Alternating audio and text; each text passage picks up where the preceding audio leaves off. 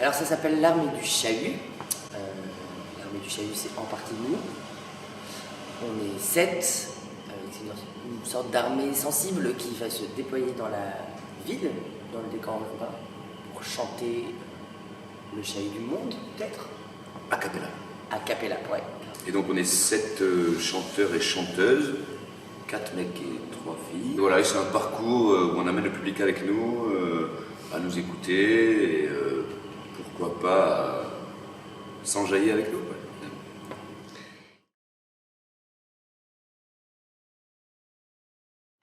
L'idée est quand même que le chant est vecteur d'une émulsion collective. Comment, par le chant, on arrive à créer un chahut collectif, une joie ou une émotion collective à travers le chant, de révéler, je ne sais pas si c'est les incohérences de la société, mais en tout cas de révéler la difficulté d'une société standardisée et bien formatée. On commence par le spectacle à une introduction avec un texte du Parti imaginaire qui révèle que la société demande de plus en plus de formatage et aussi de codage ou de contrôle absolu des populations.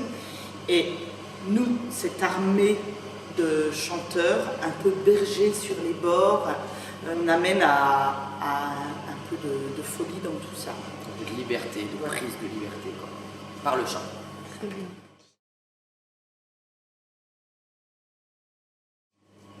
On fait un parcours vocal, c'est-à-dire qu'on va convoquer les gens quelque part et on va les amener avec nous, les guider. On a des cloches alpines et ils vont se laisser amener par nous. Voilà. Oui, parce que l'armée du Chahut, on est entre quelque chose où on sera tous en chœur et en uniforme, mais entre l'uniforme militaire et les bergers nomades. Voilà, quelque part dans les costumes.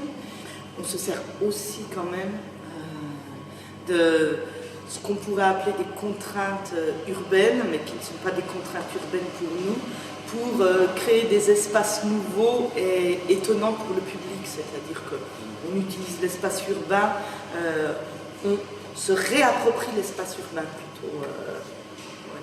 Oui, l'idée c'est aussi d'emmener les gens dans un décor qui leur est familier, quotidien, et de le prendre pour nous et de donner un autre éclairage en se mettant à chanter dedans, en l'utilisant autrement.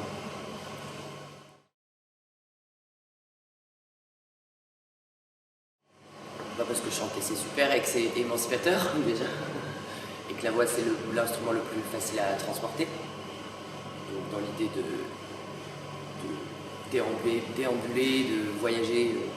Ce spectacle au départ c'est une réflexion justement sur ce geste chanté, sur qu'est-ce que ça représente déjà pour nous comédiens qui sommes dans ce spectacle.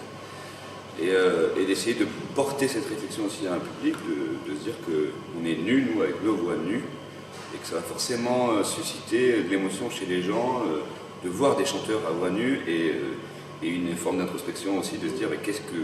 Ah oui, comment est-ce qu'on chante, nous, encore aujourd'hui, quelles sont nos racines?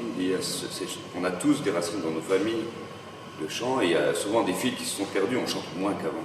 Et qui voyagent un peu dans le monde entier. C'est vrai qu'au départ, quand on a réfléchi au répertoire, il y avait ce truc-là de se dire que c'est quoi des chants qui sont populaires et rassembleurs dans plein d'endroits du monde différents. Alors évidemment, on ne peut pas traverser le monde entier en une heure, c'est pas possible, mais l'idée c'était comme ça. On fait des chants de travailleurs, on fait des chants de lutte, on fait des chants triviaux, on fait des chants anciens, des chants d'amour. En fait, on essaie de traverser quand même un répertoire assez large et évocateur.